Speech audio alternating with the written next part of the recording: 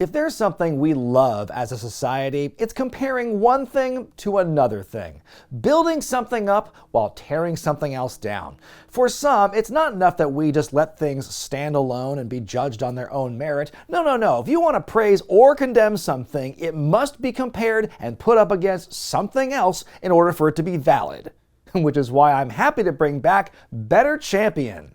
Understand, when you step in the ring, your arms are just too short to box with God. When CM Punk was first released by WWE more than a decade ago, few ever thought he would come back to the company he walked out on, the place that ignored his physical and mental well-being while pushing him to the brink. Well, time wounds all heals or something like that, and not only did the Punker return to WWE, he got everything he ever wanted, and he'll never get that back. With just days to go at the time of this video's release before he finally goes on last at WrestleMania, it can't be said enough just how impressive Charles Montgomery Punk's WWE renaissance these last couple years has been. Still, it can't beat the shock that many fans felt on December 5th, 2012, the day that his last WWE Championship reign broke the modern era record once held by John Cena. Even as a Punk fan, I couldn't believe he had made it that far. It seemed like every day during his first WWE run was a miracle, his success coming in spite of their repeated efforts to kill his heat. Him winning the World or WWE titles at all was wild to live through. But this former indie darling holding their top prize for 434 days, longer than guys like Warrior, Superstar Billy Graham, Hulk Hogan, John Cena, this guy. No pukesters helping me to the left, and no pukesters helping me to the right. Didn't need 'em then, don't need 'em now.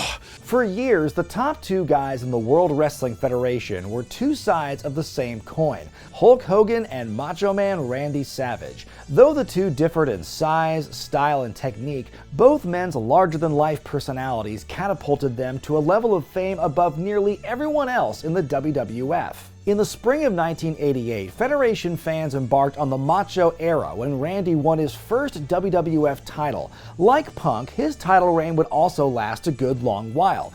And also like Punk, it became obvious at a certain point that he was simply keeping the belt warm for the real star of the company. Punk and Savage, two workhorses in a company that favored style over substance. Both men considered edgier alternatives to the top babyfaces of their day. Two long-term champions who began their reigns as good guys only to turn heel by the end to justify them losing the belt to the bigger draw.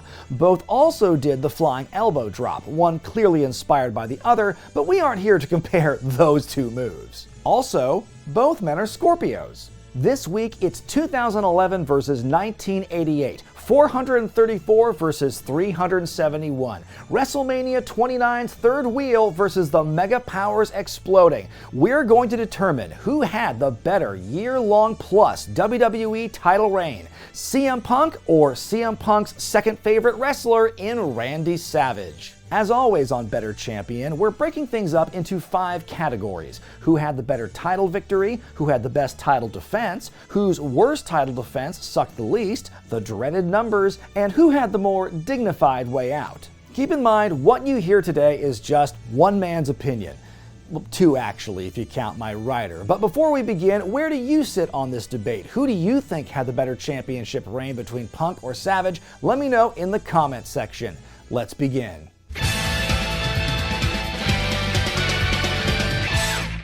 You only get one chance to make a first impression, and when it comes to reigns like these, people always remember how you won it.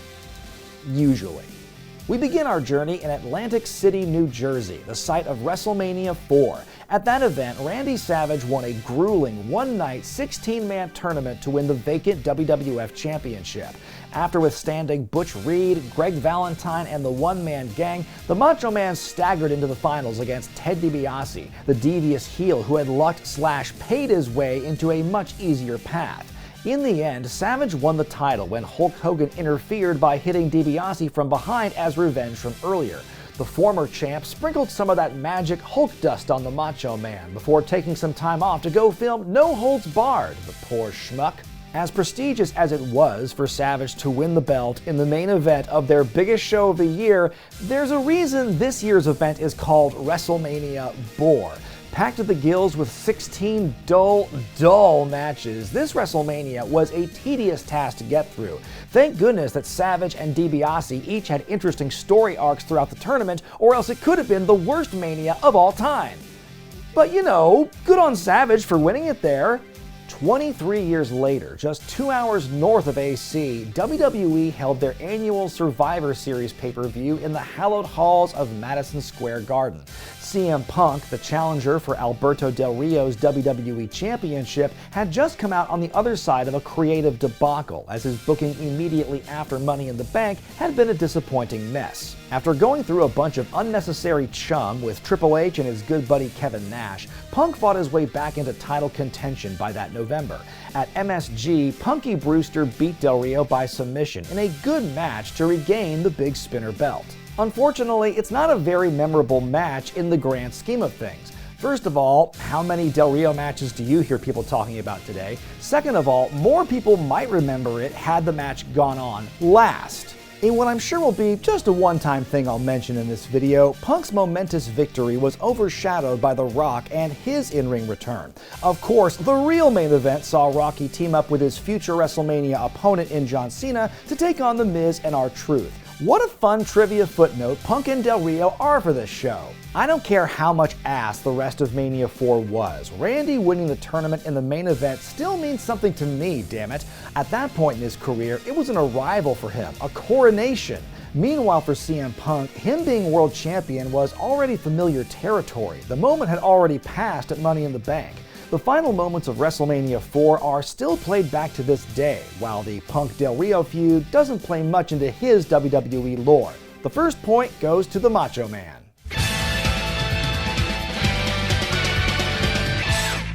When you hold the belt for more than a year, you're sure to encounter a wide variety of challengers for the crown.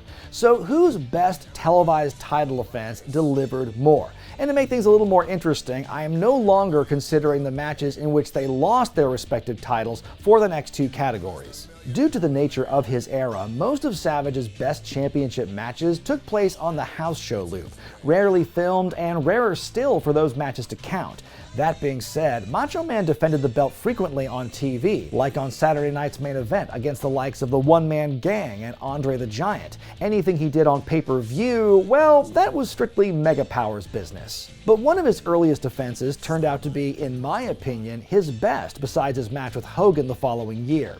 At Madison Square Garden in April of '88, the new champion Savage defended the title in a steel cage against Ted DiBiase, a bout that aired on the MSG network. It was a great back-and-forth contest, a violent and gritty battle that saw the Macho Man fight off not just the $1 Million Man on the inside of the cage, but Virgil on the outside. Also, this match is great because we got to learn more about superstar Billy Graham's type. Well, I had a talk with Elizabeth earlier tonight.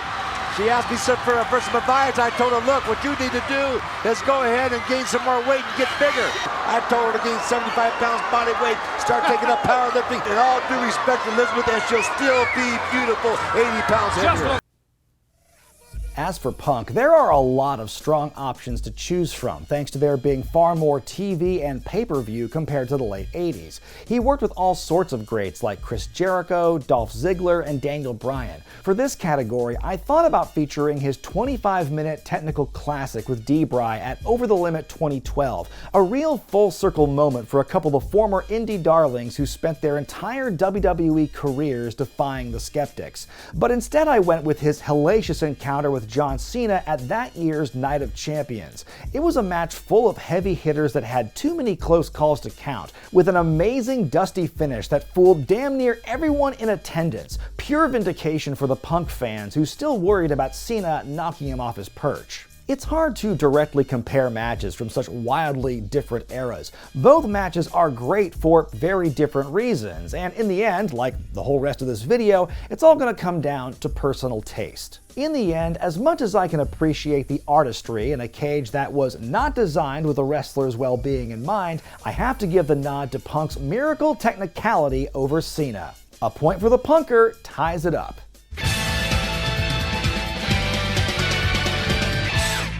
Whether it's the 1980s or the 2010s, even the best in the world has an off day now and again. We're going to look at the ugliest title defenses that each man had in their run, which coincidentally featured some of their largest opponents. For the Macho Man, we go to Saturday night's main event on April 22nd of '88, the first edition without the Hulkster. Staring down the WWF champion on this night was the colossal one-man gang, accompanied by the Doctor of Style in Slick. And while the match wasn't god-awful, it was certainly of no consequence, as Gang was never taken seriously as a title contender and nothing came of it afterward. In the end, some friendly fire by the Slickster cost his man the match, allowing Savage to retain. Now, for CM Punk's worst title defense, it'd be easy to make jokes and say that it was one of his matches with Ryback, but that's not really fair. Sure, Ryback was green and clunky, and Punk once said working with him took 20 years off of his life, but you know what, all told, those matches weren't that bad. It was actually more difficult to find the bottom of CM's barrel than I originally thought. Did his worst match come on the Raw after WrestleMania 28 against Mark Henry, ending in a count-out loss for the champion when the world's strongest man was booked like a dumbass? Which, by the way, led to 2 more weeks in a row of this nonsense? Or was it his totally forgettable match against Kane in the main event of the Thanksgiving edition of Raw that November, where the Big Red Monster was crucially distracted by the Shield standing in the crowd? Ooh, such stage presence. I give it to Henry. The main event scene was a slightly more boring place with Savage as the world champion, but at least the company didn't seem to be actively making him look like crap, which happened to Punk all too often during this run. I mean, he was booked underneath John Laurinaitis versus John Cena, for God's sake. Macho Man's match with the one-man gang helps him earn another point. I've said before here that it's never fair to pin a company's success or failure entirely on their world champion, as there are always so many other factors at play. But hell, we gotta compare these guys to something other than vibes. First, we look at the overall TV viewership for Saturday night's main event shows while Randy Savage was the champion. And compared to the prior year when Hogan was champion, it is a disappointing drop. But for Macho Man fans, it's a small comfort in knowing that the viewership did not go back up once Hogan regained the title. Live Gates suffered a similar fate when Mach became the champion, as the average attendance fell off by more than 1/5 year over year. Now, it's a bit tougher to look at the pay-per-view numbers before Savage was champion, since there weren't as many shows in '87. So for this part, we're going to look at the numbers from when Savage was champion in '88 during those big events, then compare them to the following year when Hogan is back on top. I don't want to give Hogan all the credit for the 33% jump in buys year over year, because this was also during a time when pay-per-view was becoming more available and widespread in general, but I will concede that he accounted for some of it. Meanwhile, the numbers during Punk's big run present more of a mixed bag. Here we can see that the average Raw ratings did take a hit between 2011 and 2012 when Punk was champion. You can also see average and annual attendance taking hits as well during this time. But strangely enough, as houses and ratings went down, Punk as champion seemed to help convince more people to part with their money and buy the pay-per-views, as you can see a 9% increase in buys from year to year. Again, with the business and society in general being so different nearly 25 years apart, this is not going to be an apples-to-apples comparison. But while both champions experienced downward metrics, Punk's reign saw a noticeable rise in pay-per-view buys, which at this point in time still meant something. Punk gets the crucial point, leading to a very dramatic tiebreaker. If you're a fan of all that is good and just in professional wrestling, then you know that the respective ends of both of these reigns were sad days indeed. But which of these two men were able to walk away with their head held high, their hands empty?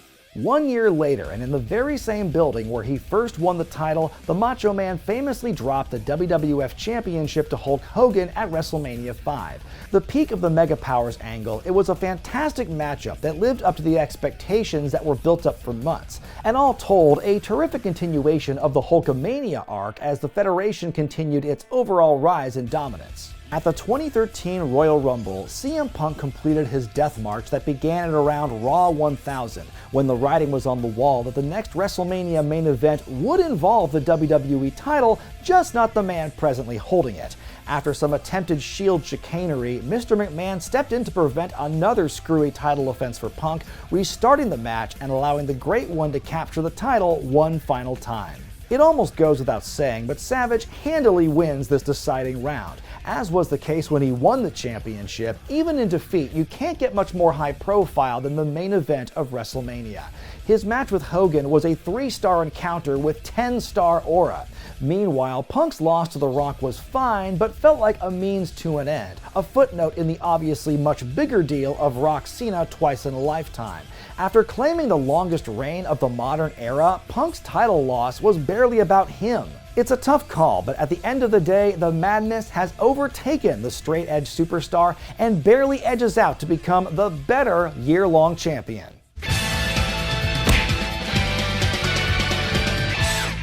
Both reigns are worthy of being in the history books and had plenty of awesome moments, but when you look back at it, both guys were dealt a weak hand when they became champion. Savage was essentially a placeholder for Hulk Hogan so he could go make movies, while Punk was rarely put in a true main event position despite being their supposed flag bearer, keeping the belt warm for The Rock and John Cena. While I'd argue that Punk had a greater selection of opponents and generally better matches during his reign, it sadly came during a time when being the champion wasn't the be-all end-all like it was in Macho's day. No matter what happens at this year's WrestleMania, may the aftermath of Punk's upcoming match with Roman Reigns go down much smoother for him than after he lost to The Rock. Thanks for watching, folks. What were some of your favorite matches and moments for either of these amazing champions? Let me know in the comment section. Be sure to give the video a thumbs up if you like it, subscribe to Wrestling with Wregret, and be sure to hit the bell icon to get all the notifications for more stuff like this. Thanks, everyone. I'm Brian Zane, and I'll see you next time. JCW presents Stranglemania. GCW's Collective. At Horseshoe Casino, April 17, 2026. With the lineup that'll even make your grandmother wet. JCW Stranglemania will be the biggest thing to hit Nevada since the A-bomb. And unlike when your grandma visited, there won't be piss on the sheets when they leave. Well, hopefully not. JCW Stranglemania is a featured event, part of GCW's Collective, which means they kick ass and they're respected throughout professional wrestling. And if your favorite JCW wrestler ain't at this event, chances are he's in traction. And if he's not in traction, well, he's probably dead. Sorry to break it to you. Because this event's lineup will be the creme de la creme.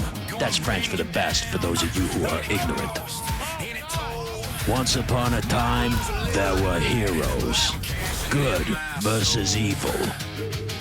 But at JCW, there are no heroes. It's only survival of the fittest. So go thieve some tickets, or you can buy them at jcwlv.eventbrite.com.